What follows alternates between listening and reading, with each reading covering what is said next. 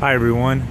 So I have an email on my about page, and people send me some really cool stuff, ideas for videos, fan art, or just questions or conversations. I got a really good one by I've been talking about physical fitness in some of them and how it's not as hard as people might think. So I got a really cool email from a woman who was saying that got her into starting a regimen of walking around the block. That's great.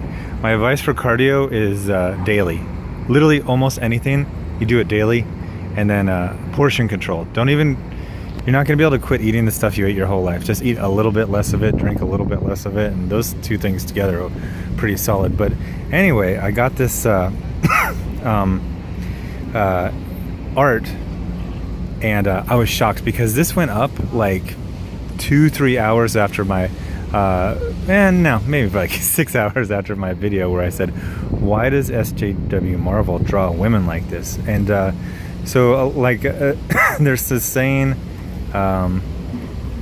once is happenstance, twice is coincidence, 3 times is enemy action. It's an old, I think it's a British military saying, but we've gotten way more than 3 times of this masculinization of women, feminization of men.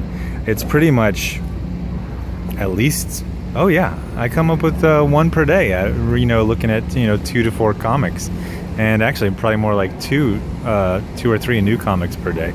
But we're seeing this, and it's this weird political thing. I've been trying to identify where it comes from. I've been saying maybe it's because the current crop of Marvel's hired a lot of female assistant editors. In fact, it seems that most of their actual hard work of editing is being done by some very, very young female assistant editors. Assistant editor used to be just that. You were an assistant. I read the letters columns. I look at the traffic on Twitter, and it seems like the editors are more like managing editors used to be, and now the assistant editors are doing all the hard work. This is part of a strategy Marvel has to cut costs and kind of like look progressive, but it's not turning out very well because they're hiring young women who I almost called them young ladies, but I've seen how they act on Twitter. They're definitely not ladies. They're young women, but they're not really into comics. And you see that I'll follow some of them, and you see their personal drawings. It's all manga stuff. I think they come from manga, they come from anime, they come from sci-fi, they come from some useless English lit degree or something like that. But anyway, getting back to the picture. So I'm an artist, and I'm not a very good one, but I'm the definition of okay. But one of the things that I did earlier when I had more time and I was like a student is I would redraw things. So one of the things I always found that redrawing women is all about simplifying them. Redrawing men, you can add like 20 more lines on their face, but women are very difficult to draw. And but when you do it, it's kind of magical. You one line too far out, she looks like a guy. A little too far in, she looks too old. It's very 3 little bears, where you're kind of like bracketing in to get the exact right, not only the line but the line weight and the line curve. But once you get it, it's really fantastic. So this guy, I'm actually just looking at the stuff on my phone. So I think his name is Tom Rob Art. I asked him if he had a website to promote, or like a Tumblr or a DeviantArt. He said he's just a hobbyist, but you can find him on Reddit. And I'll put his corrected name in the description of the video. But you can see he's taken 2 very ugly, very off-putting, very unappealing, universally unappealing. I've talked about this in several videos, where these are D-designs. What Marvel does with characters like Squirrel Girl and Captain Marvel. These are specifically designed to not be visually appealing because of weirdo personal politics of the current group of editors and assistant editors who are basically instead of going to a psychiatrist, they're kind of like working out their personal issues with characters that they didn't create. So you see what he's done. The thing that amazed me so much, as an artist, I can kind of analyze things, and not to insult him, but he didn't do a lot. But what he did was the right things. He actually, when you look at Squirrel Girl, she still has, you know, the 1980s Romanian gymnast body. Very, very muscular, you know, giant, dense shoulders, but just giving her like a nice girlish face. And she still has the shallow brain pan. She still has the big jaw. Just little tweaks to her face to make her more appealing. And it's huge difference. I would read a book like this. Actually, a lot of people were pretty convincing about how the very muscular body is actually kind of done pretty well. It's the face where it all goes to pot, and that's because they're copying Erica Henderson's very... I once described Gail Simone as passive aggressive, and then I was corrected. They said no, she's just aggressive. Erica Henderson has aggressively designed an aggressively unappealing version of Squirrel Girl, a character she didn't create, who she's basically ruined. Squirrel Girl is an okay character. She's a definition of okay. She's a one-note joke, and SJWs, for whatever reason, have decided to make her and Captain Marvel their mascots. So so with Squirrel Girl, there's a very subtle change to her face, barely even touched her shaped face, and that's one of the big things about, you know, drawing a woman correctly or making her appealing, is getting the face right. Just these little subtle changes and made it better. The one that's really amazing is Captain Marvel, because at first I looked at it and I go, oh man, he redrew her whole face. I looked again, and he just made some very, very subtle changes, actually more to shading than line work, and just vastly improved this drawing. So he took the she no longer looks like that.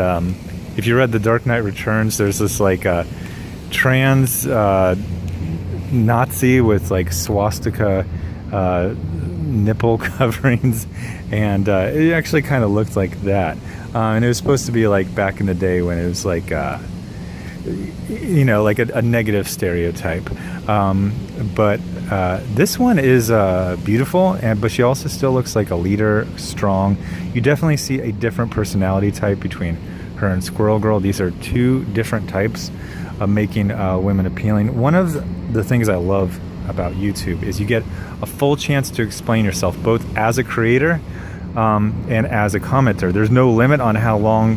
Well, I'm sure there's some logical limit, but I've seen essays, very well written essays, in the comment section, and you know, I can make these 20-minute videos, and I can even make them longer. The only limit right now is my phone.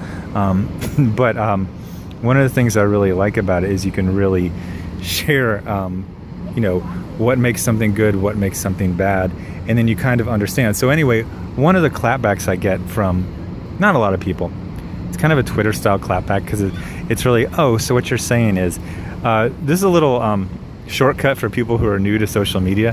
Whenever you say something and someone says, oh, so what you're saying is, they're going to purposely misconstrue what you said. That's how you start a purposeful misconstrue.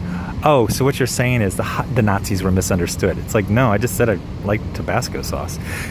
You know what I mean? They will purposefully misconstrue anything.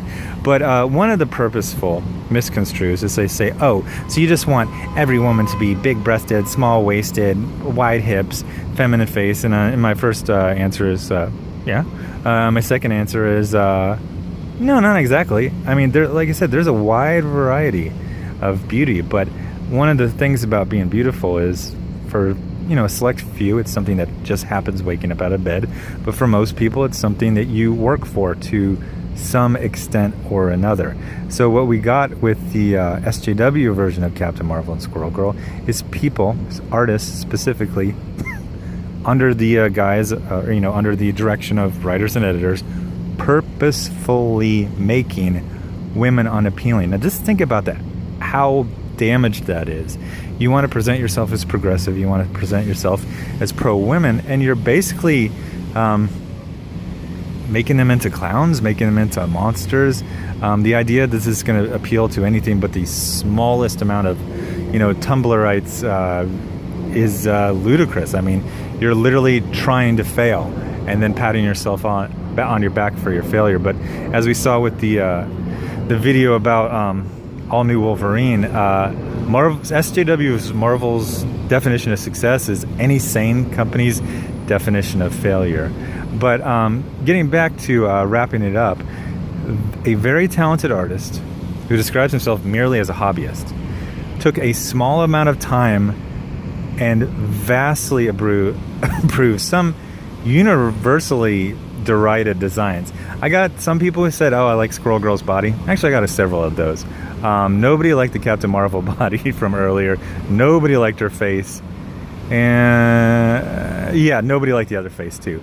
I think I got a couple of what's so wrong with it, but that's that's not a vote for something being appealing or attractive. And that's one of the aspects of heroic fiction, specifically visual heroic fiction, is that health and physical fitness and attractiveness are outward signs of inner qualities. And it's really important for superheroes to be attractive. It gives people to look up to, you know, like this is why I got in shape when I was a cartoonishly skinny guy in high school. And I hear this all the time. An out of shape hero does no good to anyone.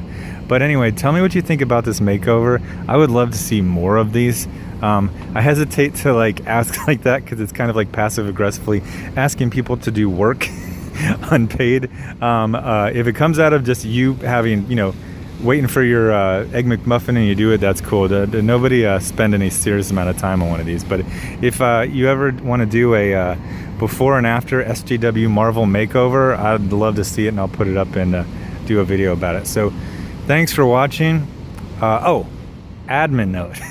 Sometimes I get so excited about these videos that I actually forget to explain things correctly. So for the previous video about Champions 10 and Mark Waid being basically cannibalized by fellow SJWs, the problem was that there was an internment camp that was discovered, and the Champions did not simply rescue everyone against their will, even the people who said that they did not want to be rescued. The people who did not want to be rescued did not want to be rescued because they basically said, we're going from a comfortable life where we only get harmed if we step out of line and try to escape. And if we escape, we're going to basically either be killed in the attempt or constantly be hunted by the forces of Hydra. It was a pretty legitimate reason to stay back. And the SJWs just said, no, you were supposed to. It's an internment camp. You should rescue people no matter what. I don't think they read this story. I think just like with the Howard Chaykin stuff, they were looking to be offended without any constructive criticism or solutions. And that's what this channel is about. I see that in the comments. I see that in the emails. And the Twitter's up right now. So I got to add the link to my About page. But thanks for watching. Hey, that's the horn to tell me to stop talking. Or it's a ferry coming into port. But anyway, thanks for watching. I'll have more, probably one more video up tonight, and then lots more tomorrow. Thanks. Bye.